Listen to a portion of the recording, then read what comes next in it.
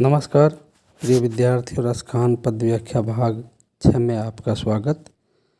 रसखान जी के जो पाठ्यक्रम में शामिल रसखान जी के पद्य हैं उसमें छठा पद इस प्रकार से है। उसके मूल पद्य की मैं सबसे पहले आपको वाचन कर रहा हूँ, उसके बाद उसकी व्याख्या करेंगे।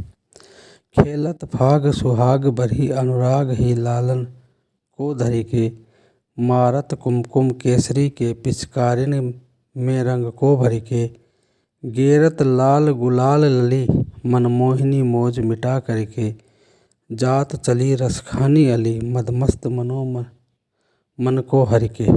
यहाँ पर रसखान जी कहते हैं कि अब यहाँ जो ये वसंत वाला जो रूप है, जब फाग का समय आता है, जब होली के आसपास का समय आता है, उसको लेकर यहाँ उस पूरी संस्कृति को और पूरे के पूरे उत्सव को केवल इन 4 पंक्तियों के माध्यम से रसखान जी प्रस्तुत करते हैं। खेलत फाग सुहाग भरी, कि वे अपने सुहाग से परिपूर्ण, अनुराग ही लालन को धर के, प्रेम से उस भाव को रख के, मारत कुमकुम केसरी के पिचकारिन में रंग को भर के, और गेरत लाल गुलाल लली मतलब वो ललना है, मनमोहिनी मौज मिटा करके, जात चली रसखानी अली मदमस्त मनोमन को हर के, वो अपने मन को एक तरह से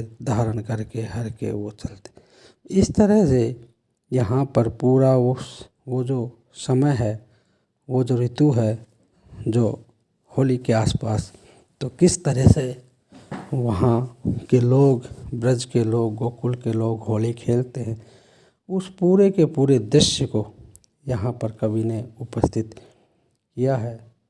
बहुत ही सुंदर पद्य है, ब्रज भाषा है, अनुप्रास अलंकार है, पद्य मैत्री है, वर्ण मैत्री है, माधुर्य का विगुण है, भक्ति और शांत रस की अवतरणा यहाँ पर हुई है।